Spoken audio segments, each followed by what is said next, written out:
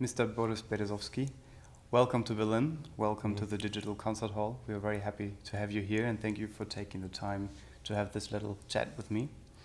As I understand it right, I can also say welcome to the Berliner Philharmoniker. It's your debut concert or concerts for tonight and the other 2 nights. Do you feel all right? Do you feel well? Is it good rehearsed? How do you feel? Yeah, it has been a wonderful 2 days so far. I arrived yesterday. I was supposed to come by train because I live in Belgium, and I lost my. Well, I didn't. It was too early. 5 o'clock in the morning. I left my passport, so I have to change to come back home and take plane. Okay. And it was very good, and then the rehearsal was excellent, and the only middle watch I don't like, but apart from that, everything is super so far. And of course, I have to say, and I don't have to say, but it's obvious that to play with Berlin Philharmonic is legendary, and etc., etc. And of course, it's wonderful. It's absolutely wonderful. Thank you. It's also very wonderful to play with you. I think it's absolutely great what you bring out of the piano. The very virtuose parts, and then I must say that the piano tuner who is working here, I know him for already 20 years, because when I came first to Berlin, I started recording for Teldec, and the studio was in Finkenstein Allee, and we worked a lot together. And now he has 3 old daughters, but when we started, we didn't have any children. Okay. And also very nice story. I told him yesterday, he's strange enough, as a piano tuner of Steinway, he didn't know that there was a contemporary of Steinway who went on stage, and he saw the instrument, and he said, "Oh, I didn't know he had sons." Okay. So Steinway and Sons, and we were sort of in the similar position, seeing each other after 16 years, and he didn't change much, and he told me I haven't changed much. All right. It's very good. Yeah, very good. I hear from other pianists that he's very amazing how he sets up the piano, how he tunes it. He's just professional. He's super professional. He does it for many years, and of course, I belong to 99% of pianists who don't know anything about piano. I mean, we know repertoire, we know how to play the piano, but how does it function? We have no idea. If something goes wrong, that's a problem. So we really need people like him. Yeah. And I've been to some places. I was in China recently, and they don't have good tuners, and even the instrument is good. It's terrible. Yeah, it's really terrible. So it's it just shows you how many components one should have to have a good chance to perform, because otherwise it's all terrible. Out of tune. The piano goes out of tune in 10 minutes if you don't do it right. Wow. Okay. And I experienced that in Beijing recently, and it's not a very nice feeling. All right. I understand. How much time does it usually take you to get used to piano? Because I assume you have different pianos in almost every concert, right? Yeah, but I don't pay attention so much to it, because I don't have a fixed idea how it should sound in my head. So I'm much more relaxed about how it sounds. If the piano is brighter, for instance, I use the advantage of every instrument, because every instrument has an advantage or disadvantage. And when you look at it, it's either beautiful sound or brightness or power. And if it has more power, you just go for it, and it has beautiful sound. You go along. That's how you deal with that. But this instrument is a dream. Right. Yeah. We can hear that you bring out a lot of power and brightness, and it's a beautiful instrument. Yeah. Great. German technology, Steinway. Great. All right. Yeah. Very good. Yeah, I welcomed you to Berlin, but as you said earlier, this is not your first time in Berlin. You said you were in 1987. Well, the first time I was in East Berlin as a student of Moscow Conservatory, and we were celebrating 70 years of Red October Revolution, and I was picked up as a piano student. It was my first year at the conservatory. And I remember the wall, and the wall I didn't play, but I remember East marks, East Deutsch marks, which were very colorful.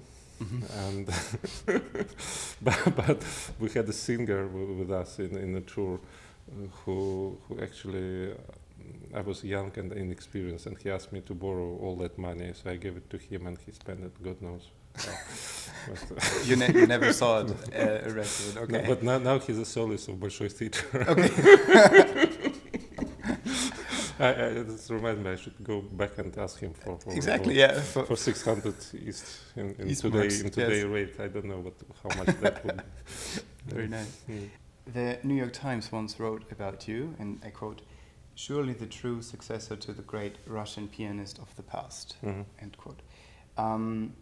Do you believe in such expressions as a Russian pianist or German pianist? Do you think like the where you come from really matters? No, I don't think so, because it's all, you know, the good thing about art, and the more I think about it, the more I'm sure about this. This all comes from different sources. You can't really define what is school. Anyway, for artists, for real artists, to be part of school is not good, because artist has to be unique.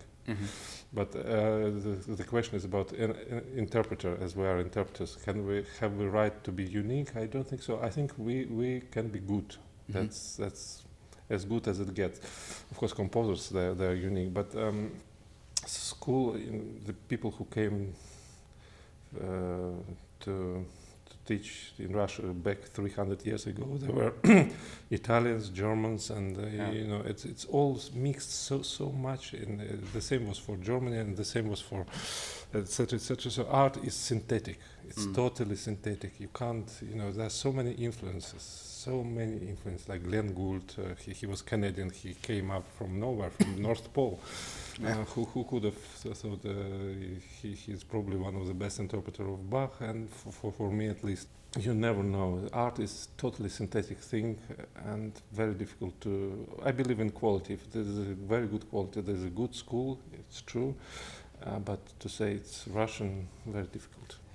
You mentioned Glenn Gould with Bach. Do you have other colleagues, interpreters, that you really enjoy with different composers? Do you have someone you look up to, especially when you were younger, maybe when you started playing the piano? Of course, we all had our idols, of course, yes. Playing. And I still have so many pianists I admire and artists I admire. That's endless. The list is too big. Okay. Yeah, I can understand. For our short interview. Yeah, okay, that's good. How did you come to the piano? How did you start looking at the instrument? How did you start It's playing? all my parents. I was 4 years old, and my father decided that I had a talent because I was singing songs, apparently with angel-like voice. Okay. It's difficult to believe now. Cigarettes, but it was like that apparently, or he believed it was like this, and so he started to teach me solfeggio. He was a professional solfeggio teacher, and then it picked up like a small snowball. Yeah. And I'm still rolling. Nice. Yeah, I'm happy he did. Yeah, very good. Well, now you play all over the place. You mentioned Beijing. Did it, or does it change your way of playing, your way of looking at things when you see all the different cultures, all the different countries? I tell you that, as I said, there was an important thing to have a good piano tuner. Another important thing is to have a good public, because in Beijing it's so loud. It's so you don't know what to do really. It's like you start panicking on stage. What to do? So I started to play louder, to play faster, to play, and now I started to understand Lang, who is doing all the things, you know, with these things, because he has to entertain the public, and it's to have a good public. For the first time in my life, I realized it's a blessing. To have people who know music, who listen, even if they're critical. Of course, they're critical, but when you know things, you become critical. It's wonderful, but it's much better than to have audience which just come here for. It's very bad feeling. Let us talk a little bit about the piece that you're going to play with us tonight and the day after, and then tomorrow and the day after tomorrow. The first piano concerto of Liszt. Do you remember when you first studied it? And I remember my sister was playing it. My sister was very talented pianist. Now she turned out to be very talented mother with 4 children. Wow. And she stopped playing piano, but she played it a lot, this concerto. And I remember as a child, because there was a big gap age, that she was practicing it. Okay. And that's how I first heard the piece from my sister. It was many years ago. And then it's sort of so much in the standard repertoire. Everybody plays it, and you hear it very often, either on the radio or just in a concert. So this piece was never really like a discovery for me. Like, oh, I want to learn what was this. No, it's sort of standard repertoire of a pianist, and most pianists play it. And I recently heard a recording of 12 years old boy. Diane's playing it very well, and it's not that difficult after all, and it's at least Liszt is the best. You do a lot of Liszt, right? Well, not a lot, but I'm quite famous for playing Liszt. But I don't play a lot because he wrote so much. I play Transcendental Studies, I play Sonata, of course, I play all the concertos and a few pieces, but that's all. But he wrote, I think, for piano, like. Okay. So I play a little bit, but what I play very good, especially etudes. This was a DVD, and it's apparently very successful. I think it's absolutely amazing how you make Liszt sound so easy, and just that you only enjoy the music without being fascinated that it's so hard, because it doesn't seem hard for you somehow. I don't know. I don't know how you do it. No, it's at the end my hands are tired. This concerto is the only concerto where my hands are tired, I tell you. Okay. Because all others it's okay, but this one, I don't know why. It's a mystery for me. It doesn't look like it at all. Yeah, but thank you. Thank you. The last year, we, like the music world, celebrated the 200th birthday of Franz Liszt. Yeah. Did you have like a special concert or special concerts, and maybe did you interact with other I played a lot musicians? of. I played this last year. I played lots of Transcendental Studies, and this year, the first concert, I was scheduled to play Transcendental Studies, and I was so tired. I said, "Now the list year is over. It's over. Stop. Please, I'm going to play something else." I played a very nice program, but people were disappointed. They came to hear me play Liszt, and there were even letters to the promoter saying, we came for Liszt, and he played something else, and that irritates me. It irritates me because once you get this stamp, whether Liszt player or whatever player, it's very difficult to get rid of it. Okay. So I have to be careful, not to follow as much as I admire Liszt. Of course, he's a genius and figure, towering, as they say in English, towering figure in music. But you have to move away from it and to do something else, because I was known before as a virtuoso, but with this last year it became unbearable. Okay.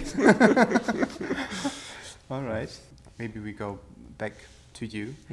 It might seem a stupid question, but I want to ask it nevertheless. Do you have some kind of ritual before going on stage, actually? Or, do you prepare yourself in a special way? No, I don't prepare myself in a special way. The only thing which is different from a conductor's, for instance, I can't drink at all.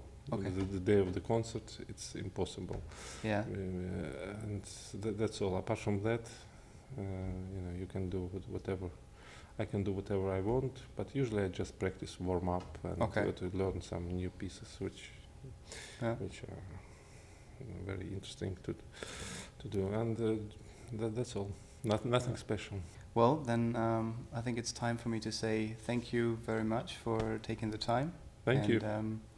I'm very looking forward to the concerts. Yeah, me too. And I hope to see you back again soon here in Berlin with us. It's a great pleasure to play with you. Playing Mozart. Yeah, playing Mozart, exactly. No Liszt. No Liszt. Okay, thank you. Thank you. Thank you very much.